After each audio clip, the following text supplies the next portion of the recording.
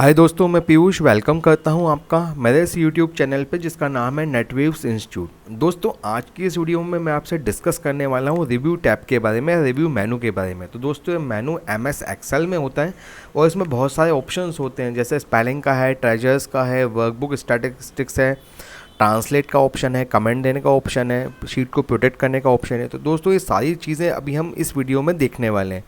दोस्तों, ये वीडियो अगर आपको अच्छी लगती है, पसंद आती है, तो प्लीज़ आप लाइक, कमेंट और शेयर ज़रूर कीजिएगा और चैनल को सब्सक्राइब करना ना भूलिएगा। दोस्तों, इससे पहले वाले वीडियोज़ में मैं file menu, insert menu, home menu, page layout menu, data menu, इन सबको डिस्कस कर चुका हूँ। अगर दोस्तों आप एक्सेल सीख रहे हैं तो ये सभी मेनूज़ आपको बहुत काम आने वाले हैं और आप मेरी वीडियोज़ पे जाके पूरा एक्सेल, पूरे मेनू वाइज एक्सेल को सीख सकते हैं। तो दोस्तों चलिए, अब मैं माइक देने जा रहा हूँ मिस मुस्कान को, जो आपको समझाएंगे रिव्यू टैब के बारे में। तो दोस्तों चलिए हम शुरू करते हैं रिव्यू टैब के बारे में। Next is a review tab. Review tab की मदद से आप यहाँ पर अपने सिलेक्ट किए गए डाटा में, जैसे आपको कोई स्पेलिंग एरर है या फिर आपको यहाँ पे वर्ड्स काउंट करना है, इस तरह के जो फंक्शंस होते हैं आप यहाँ पर इन्हें आसानी से यूज़ कर सकते हैं। जैसे मान लीजिए हम यहाँ पे कुछ स्पेलिंग देख लेते हैं, स्पेलिंग चेक हम किस तरह से काम में ले सकते हैं। जैसे अब आप देख सकते हैं कि हमारे पास यहाँ पे जो फर्स्ट फंक्शन आता है प्रूफिंग ग्रुप में, दैट्स एन स्पेलिंग, और इसका शॉर्टकट होता है F7 बटन। यहाँ पर आपने अगर कोई स्पेलिंग गलत लिख दी है तो आप उसे यहाँ पर रिप्लेस कर सकते हैं। जैसे अगर आपको लगता है कि जो स्पेलिंग है हमने कुछ एरर करा है, तो आप यहाँ पे स्पेलिंग एंड ग्रामर स्पेलिंग की मदद से आसानी से उसे आप यहाँ पर चेंज करा सकते हैं। Next option is a treasure. Treasure क्या काम करता है, यहाँ पे किसी भी वर्ड का सिनोनिम आपको यहाँ पे फाइंड आउट करने में आपकी मदद करता है। जैसे आपके पास मान लीजिए कीबोर्ड लिखा है, तो अब आप यहाँ पे उससे रिलेटेड वर्ड्स यहाँ पे देखना चाहते हैं तो आप देख सकते हैं। इसमें से किसी भी वर्ड को आप यहाँ पे इंसर्ट भी करा सकते हैं, वहीं आप किसी वर्ड को यहाँ कॉपी करके भी रख सकते हैं, जिससे आप भविष्य में चाहें तो उसे आप आसानी से पेस्ट कर सकें। इसके बाद होता है worksheet, workbook statics. Workbook statics में आपको बताता है कि आपकी शीट यहाँ पर अभी किस स्पेसिफिक सेल पर एंड हो रही है, आपको यहाँ पे कितने सेल फिलअप हैं, आपकी इस वर्कशीट में कितना डाटा लिखा है, कितनी शीट्स हैं, कितने टेबल्स हैं, कितने फॉर्मूला आपने इंसर्ट करे हैं, सारी की सारी चीज़ आप यहाँ पर आसानी से कैलकुलेट कर सकते हैं।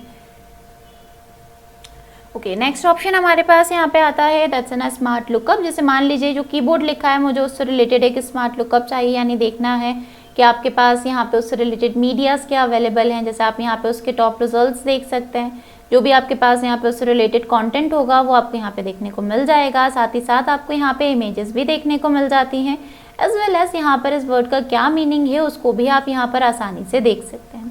इसके बाद नेक्स्ट ऑप्शन होता है ट्रांसलेट का, यानी आप इस कंटेंट को किसी दूसरे कंटेंट में दूसरी लैंग्वेज में आसानी से ट्रांसलेट कर सकते हैं। जैसे यहाँ पे कीबोर्ड लिखा हुआ है और मुझे उसे हिंदी में ट्रांसलेट करना है, तो first language English and second language हम यहाँ पे हिंदी सिलेक्ट करेंगे, और जैसे ही आप एंटर करेंगे आपके पास यहाँ पे उससे रिलेटेड वर्ड्स अवेलेबल हैं। आप चाहें तो इसको यहाँ पे कॉपी कर लीजिए, आप इसे जहाँ पर भी पेस्ट करना चाहें आप उसे सिंपली यहाँ पर आने के बाद पेस्ट भी कर सकते हैं। जैसे आप यहाँ पे देख सकते हैं कि आप इसे किसी दूसरी लैंग्वेज में ट्रांसलेट करें, जैसे इंग्लिश टू जर्मन, आप यहाँ पे किसी भी लैंग्वेज में अपने डाटा को आसानी से ट्रांसलेट कर सकते हैं। Next is a comment. आप यहाँ पर अपने सिलेक्ट किए गए सेल में इस तरह से कमेंट लगा सकते हैं। जैसे मान लीजिए मुझे यहाँ पे लिखना है टोटल सेल्स,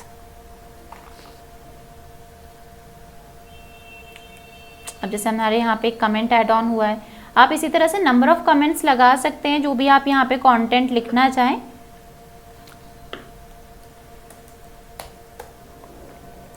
अब यहाँ पे आपके पास ऑप्शन जो बिल्डअप होते हैं दैट्स ना एडिट कमेंट। यहाँ पे जैसे मुझे इसको कंप्लीट करना है तो हमने यहाँ पे लिख दिया टोटल सेल्स, इस तरह से हम इसे कंप्लीट कर लेते हैं।